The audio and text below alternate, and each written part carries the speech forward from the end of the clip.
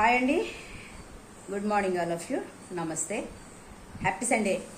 One thing అండి, 5 days back lawyer notice ఒకటి వచ్చింది.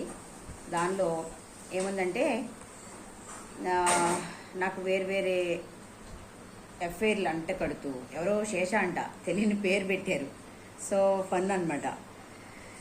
నేను మంచిదాన్ని కాదని అండ్ ఒక 20 లక్షల రూపాయలు చెల్లించాలి. దేనికోసం అంటే ఈ ఫేస్బుక్, ఇన్స్టాలో నాకేం మనీ వచ్చేస్తున్నాయి, వాళ్ళని అవమానపరిచి నేను మనీ తెచ్చేసుకుంటున్నానని ఒక 20 లక్షలు చెల్లించాలని వచ్చింది. లాయర్ని కన్సల్ట్ చేసినట్టున్నాడు మా హస్బెండ్. సో నేను మరి చాలా విచిత్రంగా ఉందండి.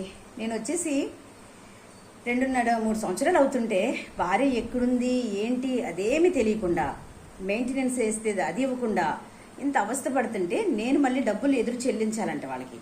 ఎవడబ్బు సొమ్మండి తీసుకొచ్చేది? మా హస్బెండ్ వాడు వేయమంటే వీళ్ళు వేసేయడమే, వాడు పంపించిన లెటర్ అంటే పంపించేయడమే. అలా ఉన్నాయండి ఇప్పుడు చట్టాలు, న్యాయాలు, ధర్మాలు. ఆ పేపర్ వాల్యూ అంట 50,000 అంట.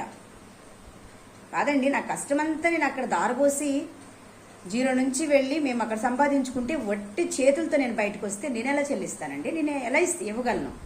ఎక్కడి నుంచి ఇవ్వగలను? ఇంకొక విషయం ఏంటంటే, సరే నేను కొన్ని వీడియోలు డిలీట్ చేసినా కూడా నేను హర్ట్ అయింది ఎలా పోద్ది చెప్పండి?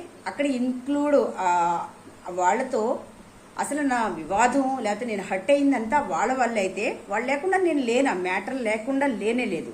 నా ఛానల్ కూడా ఏదైనా మ్యాటర్ లేకుండా లేనే లేదు. నాకు మనశ్శాంతి కోసమో లేకపోతే కొంచెం మీతో షేర్ చేసుకుంటే సాటిస్ఫాక్షన్ కోసమో లేదా ఐ ఫీల్ కొంచెం బెటర్ ఫీల్ కోసమో నేను సమాజానికి, సొసైటీకి చెప్పుకోవడం జరిగింది. సో నేను వాళ్ళని కించపరిచినని, అవమానపరిచినని వాళ్ళు అనుకుంటే అసలు ఆ మ్యాటర్ లేనిదే నా ఛానలే లేదు. అప్పుడు నేనేం చేయాలి? అదే మిమ్మల్ని అడుగుతున్నాను, ఏం చేయాలి? దీన్ని బట్టే కదా నేను సొసైటీకి ఏదైనా నేర్పించాలనుకున్నా, హార్ట్ఫుల్గా నేర్పించాలనుకుంటున్నాను. ఒక్క జీవితమే బలయ్యేదని చాలా చోట్ల చెప్పాను మీకు. భార్యాభర్తల విషయంలో ఎలా ఉండాలి, పిల్లల విషయంలో ఎలా ఉండాలి, ఎందుకు నేను అనుభవించినే కదా మీతో చెప్పాలనుకుంటున్నాను.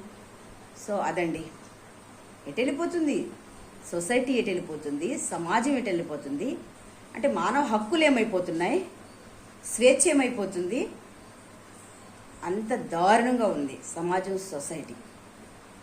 సో మీరే అర్థం చేసుకోండి.